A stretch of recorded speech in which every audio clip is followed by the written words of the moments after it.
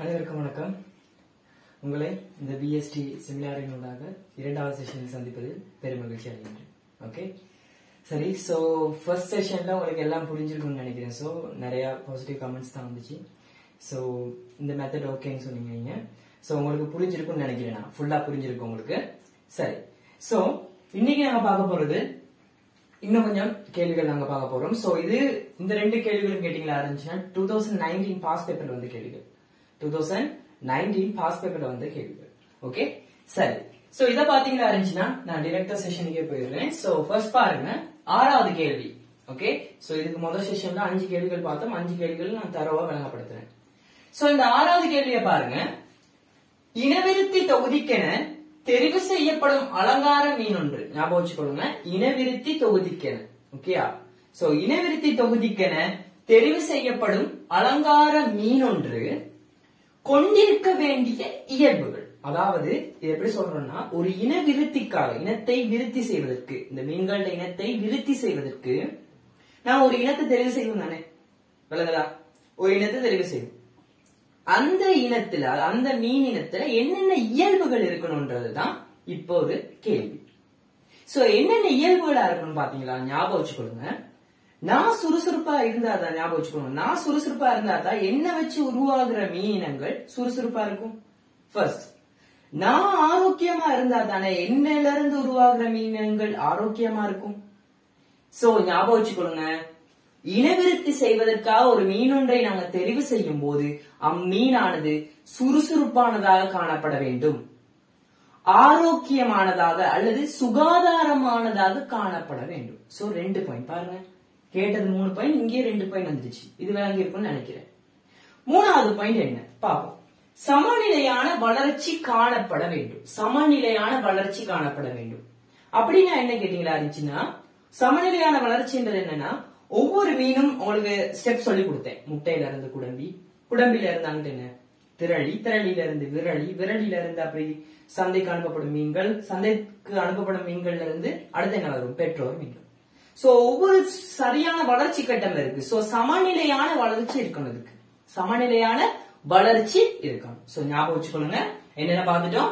ஒரு இனவிருத்தி செய்யும் போது, சோ இனவிருத்தி செய்வதற்காக தெரிவு செய்யப்படும் மீன் இனங்கள் கேட்டீங்களா இருந்தா, அந்த மீன் இனங்கள்ல என்னென்ன இயல்புகள் இருக்கணும் அப்படின்னு கேட்டா, முதலாவது சுறுசுறுப்பானதாக இருக்கணும், 2வது ஆரோக்கியமானதாக அல்லது சுகாதாரமானதாக காணப்பட வேண்டும், ஆரோக்கியமானதாக காணப்பட வேண்டும். ஓகே, நல்ல ஆரோக்கியமா இருக்கணும். ஓகே, சரி. 3வது பாயிண்ட் என்ன சொன்னேன், சமநிலையான வளர்ச்சி காணப்பட வேண்டும். அந்த மீனுக்கு சமநிலையான வளர்ச்சி காணப்பட வேண்டும். 4வது பாயிண்ட் சொல்றேன் என்னன்னா, அந்த மீனினம் இனத்துக்குரிய பேதங்கள், அதாவது பேதத்துக்குரிய அல்லது இனத்துக்குரிய இயல்புகள் அதுல காணப்படணும். உதாரணமா கேட்டீங்களா இருந்துச்சுன்னா, இப்ப நாங்க மனித இனம்னா மனித இனத்துக்குன்னு ஒரு குணம் இருக்கு தானே, அதே மாதிரி மீன்ல வகைகள் இருக்கும் பாருங்க. உதாரணம், ஒவ்வொரு வகைகள் இருக்கு. அந்த இனத்துக்குரிய மீன்கள்ல ஒரு இனம் இருக்கு தானே, ஒரு இனங்கள் இருக்கு தானே மீன்கள்ல, அந்த இனத்துக்குரிய இயல்புகளை கட்டாயமா கொண்டிருக்கணும். விளங்குதா? அந்த இனத்துக்குரிய இயல்புகளை கட்டாயமா கொண்டிருக்கணும். சோ ஞாபகம் வச்சுக்கொள்ளுங்க, இனவிருத்திக்காக நாங்க ஒரு மீனொன்றை தெரிவு செய்யும் போது அம்மீனில் காணப்படக்கூடிய இயல்புகள் கேட்டாங்களா இருந்துச்சுன்னா, முதலாவது சுறுசுறுப்பானதாக இருக்க வேண்டும், 2வது ஆரோக்கியமானதாக இருக்க வேண்டும், 3வது சமநிலையான வளர்ச்சி காணப்பட வேண்டும், 4வது பேரத்துக்குரிய இயல்புகள், அதாவது இனத்துக்குரிய இயல்புகள் காணப்பட வேண்டும். 4 பாயிண்ட் புரிஞ்சிருக்கும்னு நினைக்கிறேன். சோ ஞாபகம் வச்சுக்கணும், 4 பாயிண்ட். இது 2019 வந்த கேள்வி. சோ இந்த கேள்வி சார் எங்களுக்கு வருமா அப்படின்னு கேட்டா, சில டைம் ரிப்பீட் ஆகும் கேள்விகள், சில டைம் ரிப்பீட் ஆகும், சில டைம் என்ன கேட்டீங்கன்னா இது எம்சிக்யூல கேட்டுருவாங்க. 2019ல கேட்டது உங்களுக்கு ஸ்ட்ரக்சர்ல, சோ சில டைம் உங்களுக்கு எம்சிக்யூல கேட்பதற்கு சான்சஸ் இருக்கு. சோ ஞாபகம் வச்சுக்கொள்ளுங்க, இனவிருத்தி தொகுதிக்காக நாங்க ஒரு மீனை தெரிவு செய்யும் போது, இனவிருத்தியை நடாத்துவதற்காக ஒரு மீனை தெரிவு செய்யும் போது நாங்க கவனிக்க வேண்டிய இயல்புகள், அந்த மீன்ல என்னென்ன இயல்புகள் இருக்கணும் கேட்டா, இந்த இயல்புகள் இருக்கணும். 3. ஓகே, சோ இதுல 3 தான் கேட்டாங்க, நான் 4 குறிப்பிட்டு வச்சிருக்கேன். ஓகே, சரி. சோ 7வது கேள்விக்கு போவோம். 7வது கேள்வி நான் ஏற்கனவே சொன்னேன், முதல் செஷன்ல சொன்னேன் பாருங்க, மண்டபப்படுத்தல் நடவடிக்கை. ஓகே, மண்டபப்படுத்தல் நடவடிக்கை, அதாவது ஒரு அலங்கார மீன் ஒன்றுக்கு ஒரு காணியை நீங்க தெரிவு செய்யும் போது அலங்கார மீன் ஒன்றை இனவிருத்தி செய்வதற்காக காணியை தெரிவு செய்யும் போது உங்களுக்கு அந்த காணியில என்னென்ன விடயங்கள் கவனிக்க வேண்டிய விடயங்களை பாத்தீங்கன்னா மண்டபப்படுத்தல் நடவடிக்கையை மேற்கொள்ளக்கூடியதா அந்த இடம் இருக்கணும்னு சொன்ன பாத்தீங்கன்னா அந்த மண்டபப்படுத்தல் நடவடிக்கையை தான் கேட்கிறாங்க இதுல. ஓகே, சோ கேள்விக்கு போவோம் பாருங்க. மீன் இனவிருத்தி பண்ணை ஒன்றில் பயன்படும் பிரதான மண்டபப்படுத்தல் நடவடிக்கைகள். நான் உங்களுக்கு சொன்னேன் மண்டபப்படுத்தல் நடவடிக்கைன்றது என்னது, மீன்களுக்கு நோய்கள் வருவதை தவிர்ப்பதற்காக ஒரு செய்யற ஒரு முற்செயற்பாடு, அதாவது பாதுகாப்பு செயற்பாடுன்னு சொல்லுவோம், முற்பாதுகாப்பு செயற்பாடுகள் சொல்லுவோம். சோ ஞாபகம் வச்சுக்கொள்ளுங்க, மீன் இனவிருத்தி பண்ணை ஒன்றில் பயன்படும் பிரதான மண்டபப்படுத்தல் நடவடிக்கைகள் கேட்டா ஞாபகம் வச்சுக்கொள்ளுங்க, முதலாவது பாத கழிவுகளை பயன்படுத்தல்.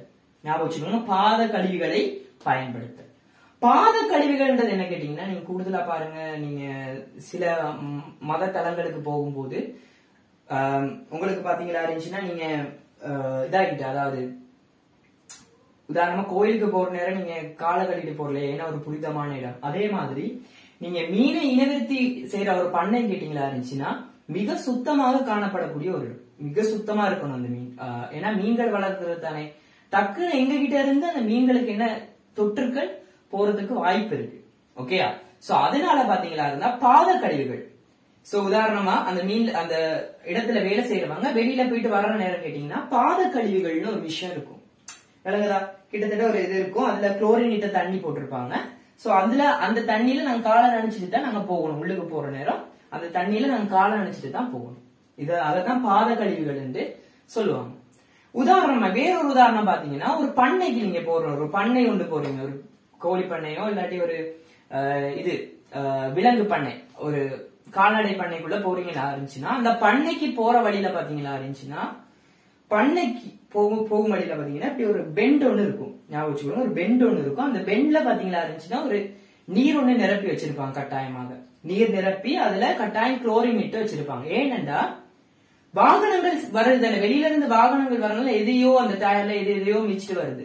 அந்த டைம்ல வாகனங்கள் வர நேரம் இந்த பெண்ட்ல இறங்கி இப்படிதான் போக வேண்டி வரும். ஏன்னா அந்த பெண்ட் வைக்கிறாங்க கேட்டீங்கன்னா அந்த வண்டியோட டயர் வார வாகனங்களோட டயரை கிளீன் பண்றதுக்காக, ஒரு மேற்பரப்பு கிளீன் பண்றதுக்காக என்ன செய்யறாங்க, ஒரு பெண்ட் மாதிரி வைப்பாங்க.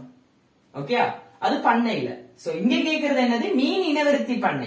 இது மீன் இனவிருத்தி பண்ணை. சோ இதுல என்னென்ன பயன்படுத்துறாங்க கேட்டீங்கன்னா ஞாபகம் வச்சுக்கொள்ளுங்க, மீன் இனவிருத்தி பண்ணை ஒன்றில் பயன்படும் பிரதான மண்டபப்படுத்தல் நடவடிக்கைகள் யாதுன்னு கேட்டா ஞாபகம் வச்சுக்கொள்ளுங்க, முதலாவது பாத கழிவுகளை பயன்படுத்தல்.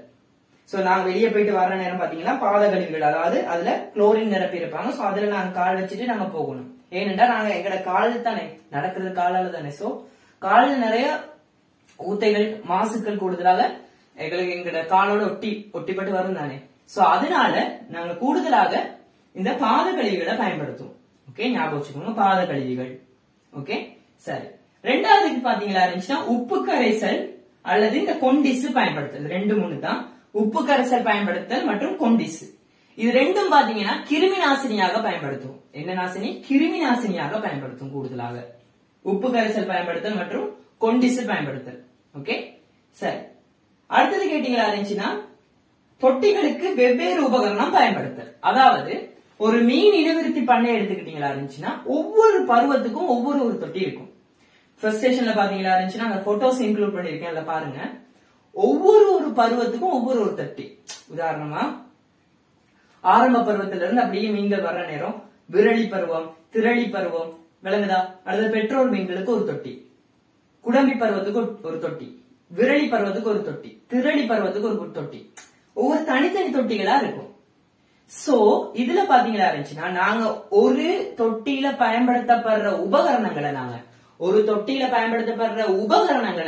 நாங்க மத்த தொட்டிக்கு பயன்படுத்த கூடாது. அதாவது ஒவ்வொரு தொட்டிக்கும் தனித்தனியே வேறு வேறாக உபகரணங்களை நாங்க பயன்படுத்தணும். ஏன்னா இந்த ஒரு தொட்டியில ஞாபகம் வச்சுக்கோங்க, இந்த ஒரு தொட்டியில பயன்படுத்துற உபகரணங்களை நாங்க அடுத்த தொட்டிக்கும் பயன்படுத்தினோம்டா இந்த தொட்டியில ஒரு மீனுக்கு ஏதாவது நோய் தொற்றுகள் இருந்துச்சுன்னா அதுல பயன்படுத்தப்படுற உபகரணங்கள்ல கிருமிகள் வந்துடும். சோ அந்த உபகரணத்தை இதுல பயன்படுத்துற நேரம் இதுக்கு கிருமி வந்துடும். சோ டோட்டலா கொலாப்ஸ் ஆயிரும். அதனாலதான் நாங்க மீன்களுக்கு ஏற்படும் தொற்றுகளை தவிர்ப்பதற்காக நாங்க என்ன செய்யறோம், ஒவ்வொரு தொட்டிகளையும் ஞாபகம் வச்சுக்கொள்ளுங்க, மீன் இனவிருத்தி பண்ணையில ஒவ்வொரு தொட்டிகளுக்கும் நாங்க என்ன வைக்கிறோம், ஒவ்வொரு தொட்டிகளுக்கும் வெவ்வேறு உபகரணங்கள், அதாவது வெவ்வேறுனா வேறு வேறாக தனித்தனியான உபகரணங்களை பயன்படுத்தும்.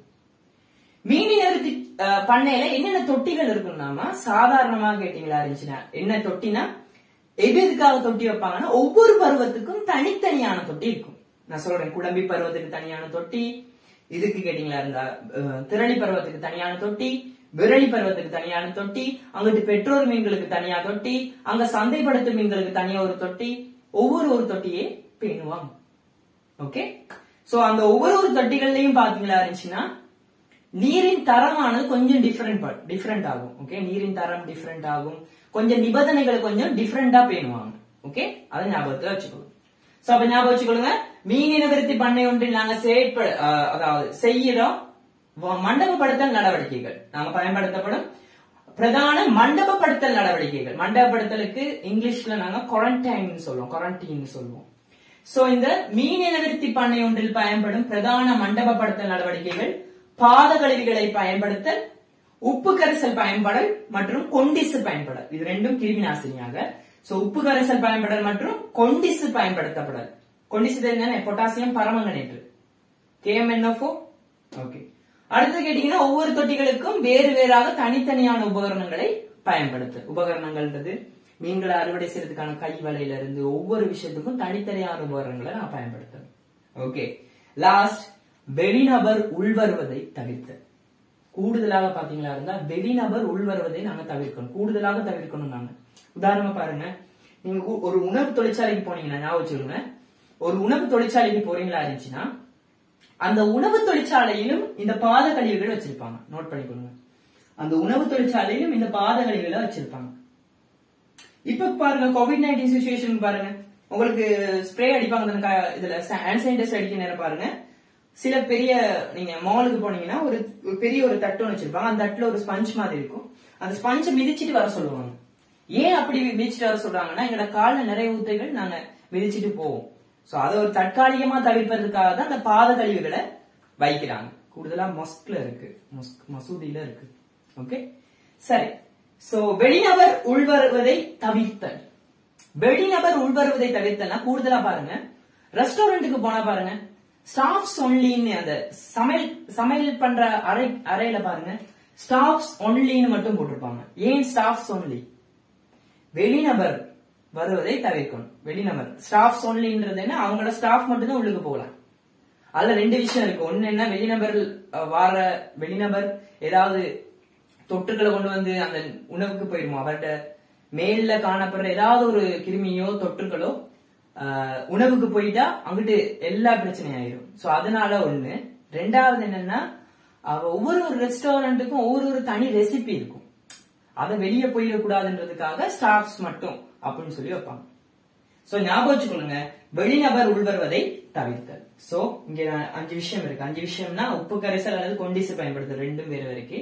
சோ ஞாபகம் வச்சுக்கொள்ளுங்க, மீன் இனவிருத்தி பண்ணை ஒன்றில் பயன்படும் பிரதான மண்டபப்படுத்தல் நடவடிக்கைகள்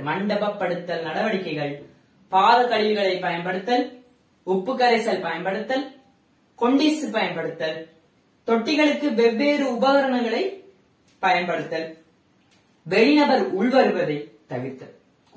மேக்சிமம் நீங்க வெளிநபர் உள்வருவதை நாங்க தவிர்க்கணும். அந்த இனவிருத்தி பண்ணைக்கு உள்ளுக்கு மீன்கள் இருக்கிற தொட்டிகளுக்கு பக்கத்துல வருவதை நாங்க தவிர்க்கணும். இதுதான் முக்கியமான விஷயம். சோ 2019ல வந்த ஸ்ட்ரக்சர் கேள்விகள் இது ரெண்டும் தான். ஓகே, ஸ்கீம்ல வந்த விடைகள்.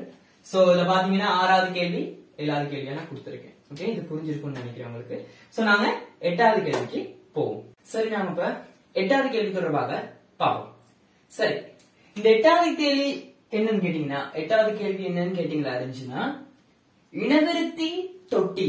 ஒரு இனவிருத்தி தொட்டியில் மீன்களுக்கு வழங்கப்பட வேண்டிய நிபந்தனைகள் என்ன? ஒரு இனத்தை விருத்தி செய்வதற்காக நாங்க பயன்படுத்தப்படுற ஒரு தொட்டியில நாங்க என்னென்ன நிபந்தனைகள், கண்டிஷன்ஸ், என்னென்ன கண்டிஷன் நிபந்தனைகளை நாங்க பாவிக்கணும், அதை பயன்படுத்தணும்.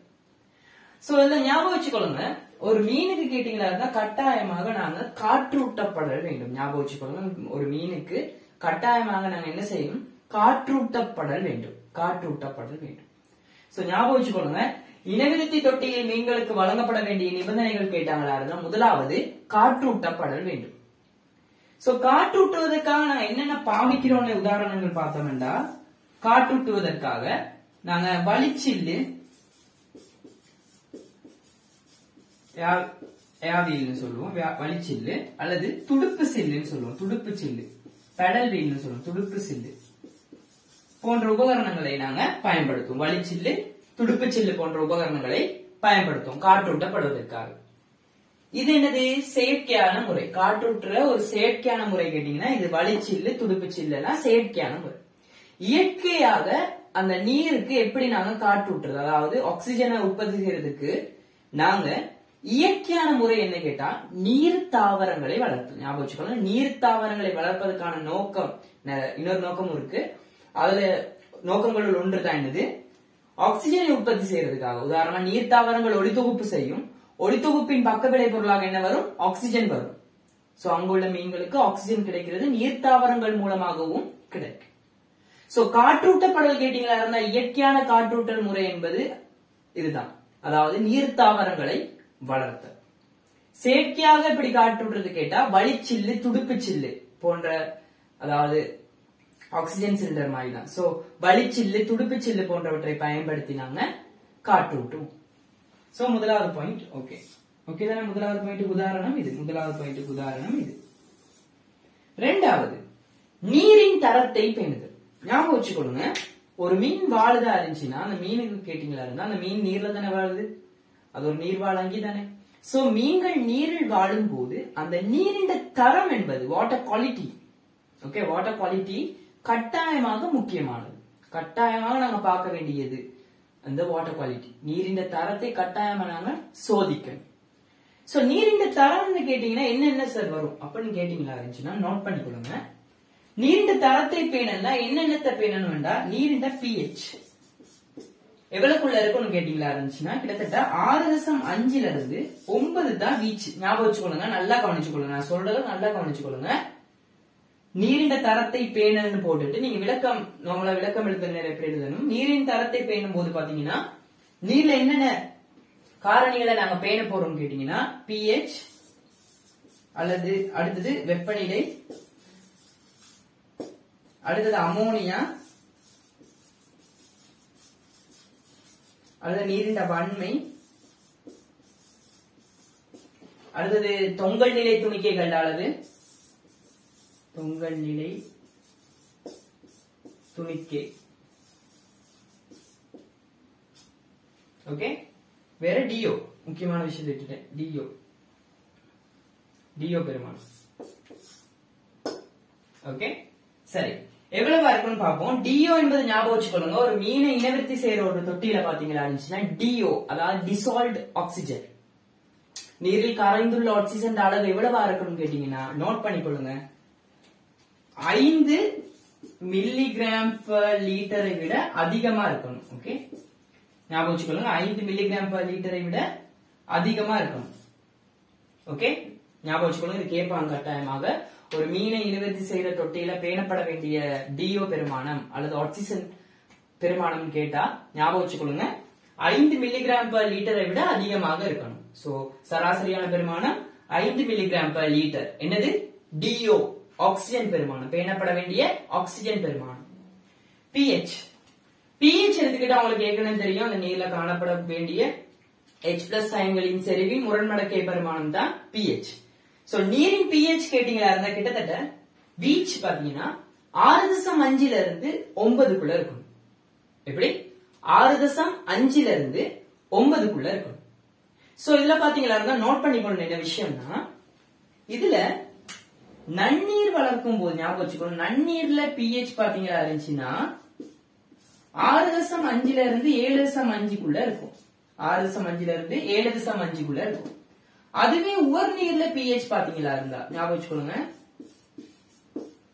உவர் நீர்ல நீங்க மீன்களை வளர்க்கும் போது, மீன்களை வளர்க்கிற வாழும் நீர் சூழலுக்கு அமைவாக மீன்களை வளர்ப்பீங்க, அது தெரியும் தானே. சரி, அல்லது நன்னீர்ல நீங்க வளர்க்கும் போது பாத்தீங்களா இருந்தா pH 6.5 இருந்து 7.5க்குள்ள வீச்சு இருக்கணும். உவர்நீர்ல வளர்க்குறீங்களா இருந்துச்சுன்னா பாத்தீங்கன்னா 8.2 இருந்து 8.4 இருக்கணும் pH. நோட் பண்ணிக்கொள்ளுங்க. 8.2 இருந்து 8.4 pH இருக்கணும். அதனாலதான் நாங்க pH மீனை இனவிருத்தி செய்யற தொட்டில பொதுவா நாங்க எழுதுறதுக்காக எப்படி சொல்றோம் 6.5 இருந்து 9. இங்க பாருங்க, நன்னீருக்கு 6.5 இருந்து 7.5, உவர்நீருக்கு 8.2 இருந்து 8.4. சோ ஒரு பொதுவான வீச்சு எடுக்கிறோம். இது அனைத்தும் உள்ளடங்குற மாதிரி பொதுவான வீச்சு ஒன்று எடுக்கிறோம். எப்படி 6.5 இருந்து 9 எங்கட pH இருக்கும். சோ இனவிருத்தி செய்யற ஒரு தொட்டில வழங்கப்பட வேண்டிய நிபந்தனைகள்ல முதலாவது காற்றூட்டப்பட வேண்டும் பார்த்தோம். இரண்டாவது நீரின் தரத்தை பேணல் பார்த்துக்கிட்டு இருக்கோம். நீரின் தரத்தை பேணல்ல முதலாவது டிஓ பார்த்தோம். டிஓ எவ்வளவு இருக்கணும்? 5 மில்லிகிராம் per லிட்டரை விட அதிகமா இருக்கணும். pH 6.5 இருந்து 9 இருக்கணும்.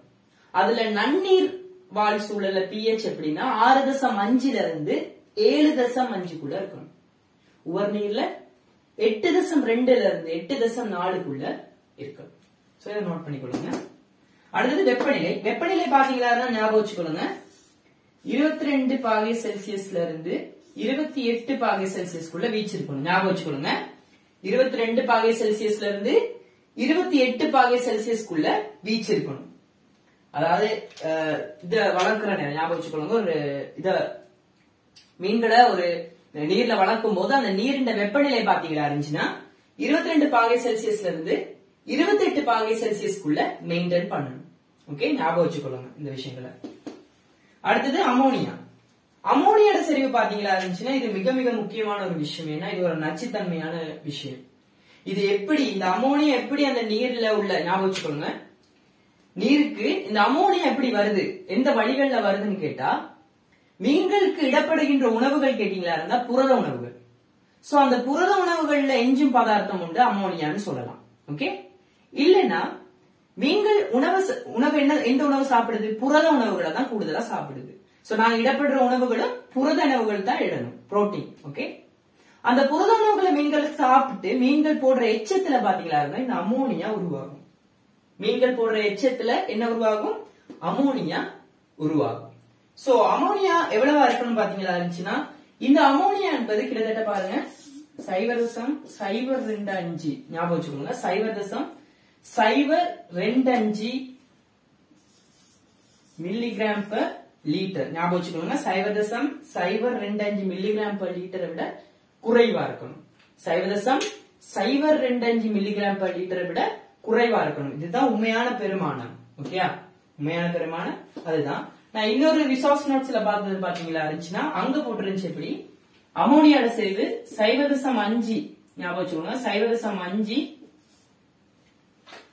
0.5 விட குறைவா இருக்கணும் அமோனியாட செறிவு. ஓகே, சில இடத்துல போட்டிருக்க எப்படி 0.05 போட்டிருக்கு milligram per litre. Okay, so இதுதான் சரியான பெருமானம். 0.025 மில்லிகிராம் per லிட்டரை விட குறைவா இருக்கணும். அப்படி சரி, பிரச்சனை இல்லை. நீங்க இந்த பெருமானம் போட்டாலும் பிரச்சனை இல்லை. ஆனா ஞாபகம் வச்சுக்கொள்ளுங்க, 0.5 மில்லிகிராம் per லிட்டர் அமோனியா இருக்குதா இருந்தா அதை விட குறைவா இருக்கணும். ஞாபகம் வச்சுக்கொள்ளுங்க, 0.5 மில்லிகிராம் per லிட்டரை விட குறைவா இருக்கணும். எந்த சூழல்ல கேட்டா நன்னீர் சூழல்ல. ஓகே, 0.05 விட குறைவா இருக்கணும் எதுல கேட்டீங்களா இருந்துச்சுன்னா உவர் நீர் சூழல்ல இருக்கணும். சோ இதை நோட் பண்ணிக்கொள்ளுங்க. அடுத்தது கேட்டீங்களா இருந்துச்சுன்னா நீரிண்ட வன்மை. ஒரு மீன் இனவிருத்தி தொட்டியில வன்மைன்னா என்னன்னு தெரியுங்க? நீரிண்ட வன்மைன்றது நீரில் காணப்படும் Ca2+, ஞாபகம் வச்சுக்கொள்ளுங்க. நீரில் காணப்படும் Ca2+, அதாவது கல்சியம் அயன்களும் மெக்னீசியம் அயன்களோட செறிவு தான் வன்மைன்னு சொல்லுவோம். ஞாபகம் வச்சுக்கொள்ளுங்க. வன்மைன்றது என்ன கேட்டீங்கன்னா ஹார்ட்னஸ் சொல்லுவோம். நீரில் காணப்படக்கூடிய கால்சியம் மெக்னீசியம் அதாவது Ca2+, Mg2+ அயன்களின் செறிவை தான் நாங்க சொல்லுவோம். எப்படி நீரிண்ட வன்மை அல்லது கடினத்தன்மைன்னு சொல்லுவோம். சோ வன்மையும் எவ்வளவு இருக்கும்னு கேட்டீங்களா இருந்துச்சுன்னா 50 இருந்து 150 மில்லிகிராம் per லிட்டருக்குள்ள இருக்கணும். ஞாபகம் வச்சுக்கொள்ளுங்க. வன்மை எவ்வளவா இருக்கணும்? 50 இருந்து 150 மில்லிகிராம் per லிட்டருக்குள்ள இருக்கணும். அடுத்தது தொங்கல் நிலை துணிக்கைகளோட அளவு. தொங்கல் நிலை துணிக்கைகளோட அளவு ஞாபகம் வச்சுக்கொள்ளுங்க. தொங்கல் நிலை துணிக்கைகளோட அளவு கூடும் போது நீரானது கலங்கத்தன்மை அடையும்.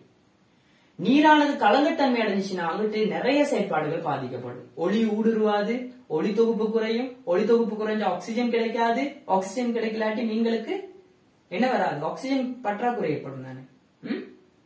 சோ மீன்களுக்கு உணவும் கிடைக்காதே. நீர் தாவரங்களின் ஒளி தொகுப்பு மூலமாக தான் மீன்களுக்கு உணவு கிடைக்குது. சோ ஞாபகம் வச்சுக்கொள்ளுங்க, தொங்கல் நிலை துணிக்கைகள் அளவு மிக கவனம். ஞாபகம் வச்சுக்கொள்ளுங்க, 2 மில்லிகிராம் பர் லிட்டரை விட குறைவா இருக்கணும். ஞாபகம் வச்சுக்கொள்ளுங்க, தொங்கல் நிலை துணிக்கைகள் அளவு 2 மில்லிகிராம் பர் லிட்டரை விட குறைவா இருக்கணும். சோ குழப்பிக்கொள்ளாதீங்க இந்த விஷயங்களை. இந்த அளவுகள்ல பாத்தீங்களா இருந்துச்சுன்னா அமோனியாட அளவும் தொங்கல் நிலை துணிக்கைகள் அளவும் தான் வேறுபடும். நிறைய ஒவ்வொரு இதுல ஒவ்வொரு ஆன்சர் போட்டிருப்பாங்க. ஆனா மத்ததெல்லாம் ஒன்றுதான். டிஓன்றது சரி, pH அதே பெருமானம் தான், வெப்பநிலையும் இதே பெருமானம் தான். அமோனியா மட்டும் பாத்தீங்கன்னா சில இடங்கள்ல வேறுபடும். சில இடங்கள்ல பாத்தீங்கன்னா 0.025 மில்லிகிராம் பர் லிட்டர் கொடுப்பாங்க, சில இடங்கள்ல 0.5 கொடுப்பாங்க. சோ சரியான பெருமானம் இது தான் உண்மையா. ஏன்னா அமோனியோட செறிவு கூடும் போது அது மீன்களுக்கு நச்சுத்தன்மையாக அடையும்.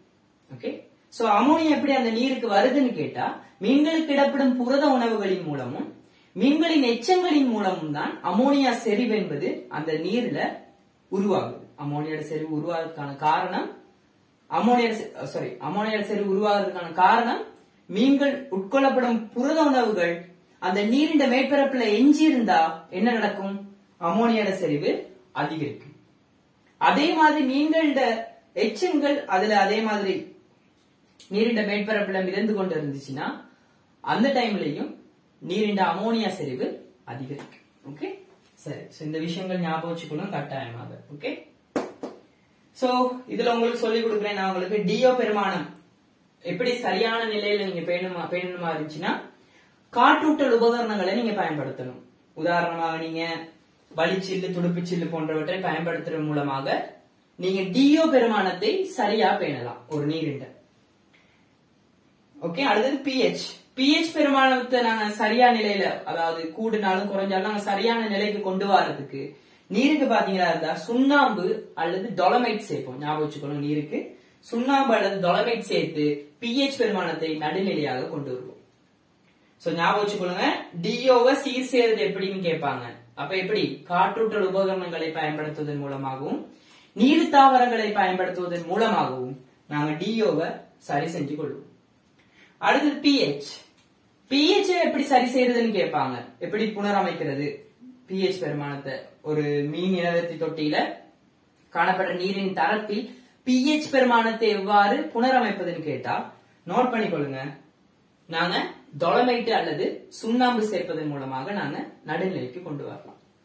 அடுத்தது வெப்பநிலைன்றது மிகவும் முக்கியமான விஷயம். ஏனென்றா இந்த வெப்பநிலையில தான் மீன்களோட அனுசேப தாக்கங்கள், உதாரணமா சுவாசத்துல இருந்து அனைத்து விடயங்களும் இந்த வெப்பநிலையில தான் தங்கி இருக்கு. சோ வெப்பநிலையை நாங்க ஸ்டேபிளா வச்சுக்கொள்ளணும். அதாவது கிட்டத்தட்ட ஒரு ஆப்டிமம் ரேஞ்ச் 22 இருந்து 28 பாகை செல்சியஸ்குள்ளேயே நாங்க மெயின்டைன் பண்ணணும். ஓகே, மீன்கள். ஓகே, சரி. இப்படி ஒரு கேள்வி கேட்பாங்க, மீன்களை கொண்டு செல்லும் போது எத்தனை வெப்பநிலையில இருக்கும்னு கேட்டா 24 தொடக்கம் 26. ஞாபகம் வச்சுக்கொள்ளுங்க, மீன்களை கொண்டு செல்ற நேரம் குறைந்த வெப்பநிலையில தான் நாங்க அலங்கார மீன்களை கொண்டு செல்வோம். இதை நோட் பண்ணி வச்சுக்கொள்ளுங்க. மீன்களை கொண்டு செல்லும் போது எவ்வளவு வெப்பநிலை எப்படி இருக்கும்னு கேட்டா குறைந்த வெப்பநிலையில தான் மீன்களை கொண்டு செல்வோம். ஓகே, குறைந்த வெப்பநிலையில தான் மீன்களை கொண்டு செல்வோம். அதை ஞாபகம் வச்சுக்கோங்க. கிட்டத்தட்ட 24 தொடக்கம் 26 பாகை செல்சியஸ்குள்ள இருக்கணும் நாங்க கொண்டு செல்லும் போது. ஓகே, அலங்கார மீன்களை கொண்டு செல்வோம் நாங்க. சோ கொண்டு செல்லும் போது குறைந்த வெப்பநிலையில தான் கொண்டு செல்வோம். ஏன்னு கேட்டீங்கன்னா மீன்களுக்கு கூடுதலாக அழுத்தம் ஏற்படும். ஓவரான வெப்பநிலை கொண்டு போகும்போது நாங்க மீன்களுக்கு அழுத்தம் ஏற்படும். சோ அதனால குறைந்த வெப்பநிலையில தான் மீன்களை கொண்டு செல்லணும். மீன்களை இனவர்த்தி செய்யற நேரம் பாத்தீங்கன்னா 22 தொடக்கம் 28 பாகை செல்சியஸ்குள்ள இருக்கும். நெக்ஸ்ட் அமோனியோட செறிவு எவ்வாறு நாங்க இதாக்குறதுன்னு கேட்டீங்கன்னா நீரை மாற்றீடு செய்யணும். ஞாபகம் வச்சுக்கொள்ளுங்க, நீரை மாற்றீடு செய்யணும். அதாவது டேங்க்ல உள்ள நீருக்கு பதிலாக புதிய நீரை மாற்றீடு செய்யணும். அதுல ஒரு இன்னொரு ட்ரிக் சொல்லித்தாரேன். ட்ரிக்னா முக்கியமான விஷயம் சொல்லித்தாரேன். அந்த நீரை மாற்றீடு செய்யும் போது முழுமையாக நீரை மாற்றீடு செய்யக்கூடாது. ஞாபகம் வச்சுக்கொள்ளுங்க, நீரை மாற்றீடு செய்யும் போது முழுமையாக நீரை மாற்றீடு செய்யக்கூடாது. எப்படி, கிட்டத்தட்ட 100 பங்கு, அந்த நீர் ஃபுல்லா அந்த டேங்க்ல உள்ள நீர்ல 20 வீதம் அல்லது 25 வீதமான நீரை தான் நாங்க மாற்றீடு செய்யணும். அதாவது 4ல் 1 வீதமான நீரை தான் நாங்க மாற்றீடு செய்யணும். அதாவது பழைய நீரை போட்டு புதிய நீரை தான் கொண்டு வரணும். 4ல் 1 பங்கு, அதாவது கிட்டத்தட்ட 25 வீதமான நீரை தான் நாங்க மாற்றீடு செய்யணும். 20 தொடக்கம் 25 வீதமான நீரை தான் நாங்க மாற்றீடு செய்யணும். ஞாபகம் வச்சுக்கணும். சோ நீரை எதுக்காக மாற்றீடு செய்யறோம்? நீரில் ஏற்பட்டுள்ள அமோனியா செறிவு கூடுதலை தவிர்ப்பதற்காக, கூடுதலை குறைக்கிறதுக்காக நாங்க செய்யறோம். ஓகே, சரி. வேற என்ன செய்வோம்? அமோனியா செறிவு குறைக்கிறதுக்காக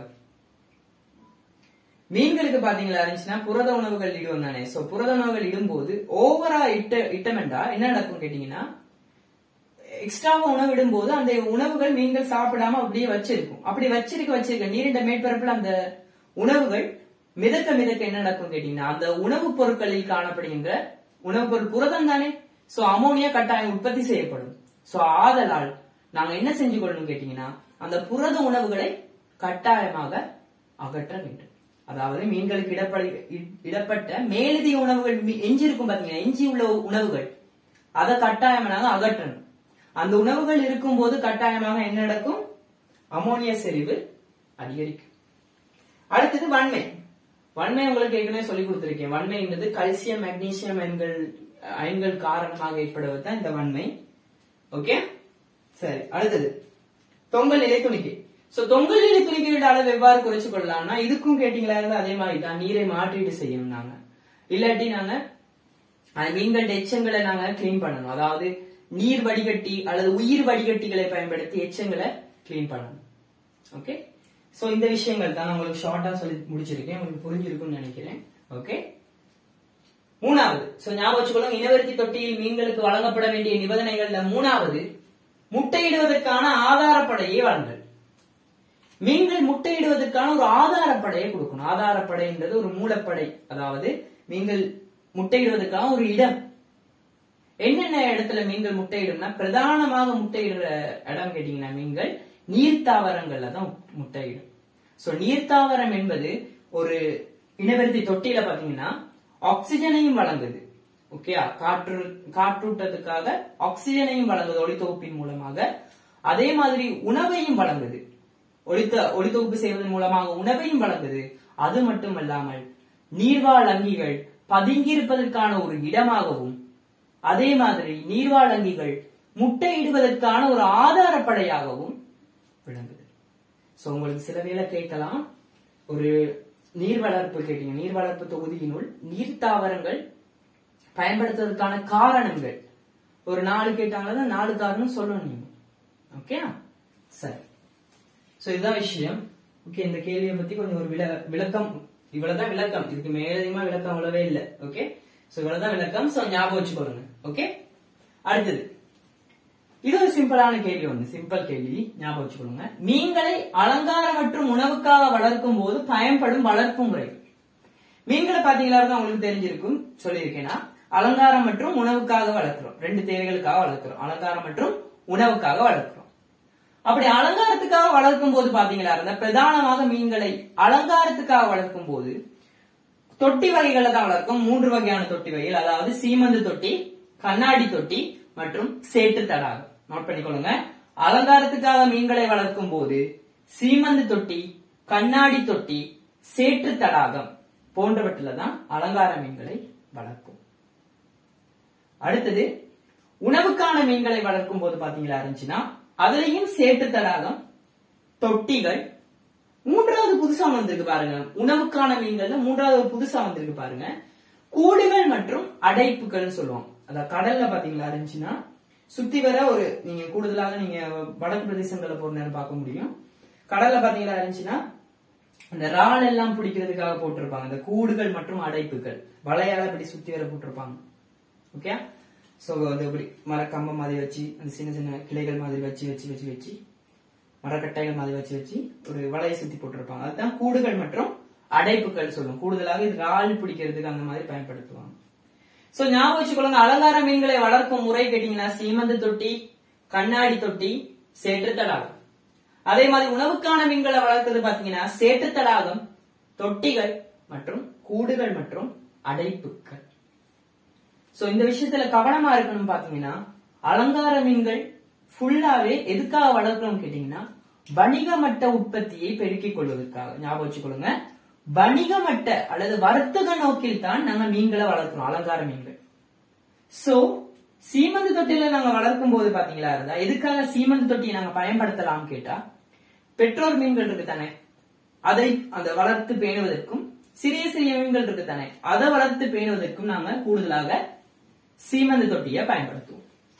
கண்ணாடி தொட்டி பாத்தீங்களா, இது முழுக்க முழுக்க எது கேட்டீங்கன்னா வணிக மட்ட ரீதியாகவும் வர்த்தக கொமர்ஷியல் வர்த்தக நோக்கிலாகவும் நாங்க இந்த கண்ணாடி தொட்டியை பயன்படுத்துறோம். மூணாவது சேற்று தடாகம். இது ஒரு பிரசித்தி பெற்ற முறை, சேற்று தடாக வளர்ப்பு.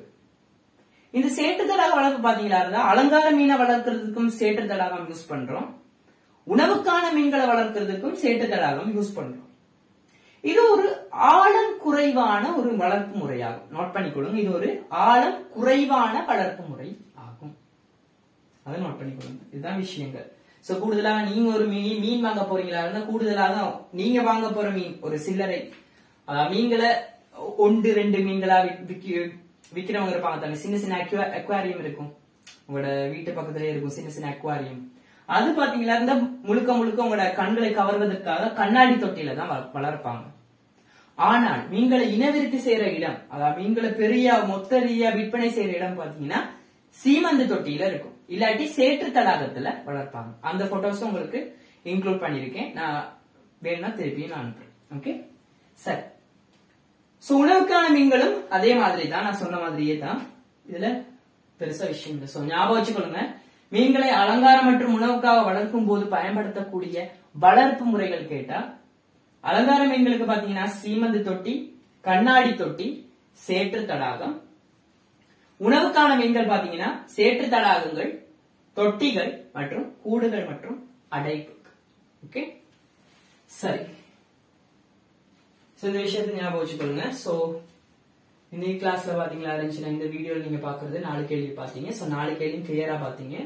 சோ உங்களுக்கு வீடியோ கொஞ்சம் ஓவரா லென்த்தா போடுற நேரம் நீங்க யாரும் பாக்குறீங்களா, மேக்ஸிமம் பாக்குறீங்கல்ல, கொஞ்சம் பேர் தான் பாக்குறீங்க. சோ நான் உங்களுக்கு ஷார்ட்டா பிரிச்சு போட்டேன். சோ அப்ப உங்களுக்கு ஈஸியாவும் இருக்கும், டக்குன்னு ஒரு 1/2 நாளும் டக்குன்னு பார்க்கக்கூடியதா இருக்கும் உங்களுக்கு. சோ மத்தபடி டவுட் கிளாஸஸ் செய்வேன். சோ டவுட் கிளாஸஸ் கேட்டீங்களா இருந்தா உங்களோட டவுட்ஸ் போடுங்க. ஒருத்தவங்க போடுறாங்க மட்டம் காணான்னு செய்யுங்க சார், இன்னொருத்தவங்க போட்டாங்க ரைஸ் அண்ட் ஃபால் மெத்தட் செய்யுங்க சார், அடுத்தவங்க இது செய்யுங்க sir height of instrument method செய்யுங்க சார் சொன்னாங்க. கூடுதலா நிலாதவை தான் போட்டாங்க. சரிதானே? சரி ஓகே. சோ நாங்க அடுத்த செஷன்ல உங்களுக்கு இது ஓகே, இது ஓகே. அடுத்த செஷன்ல இருந்து நாங்க ஒரு முக்கியமான எஸ்ஏ கேள்விகள் 2 எஸ்ஏ கேள்வியை நாங்க உரையாடுவோம். ஞாபகம் வச்சுக்கோங்க, அடுத்த செஷன்ல நாங்க 2 எஸ்ஏ கேள்விகளை பத்தி உரையாடுவோம். Okay okay okay, thank you.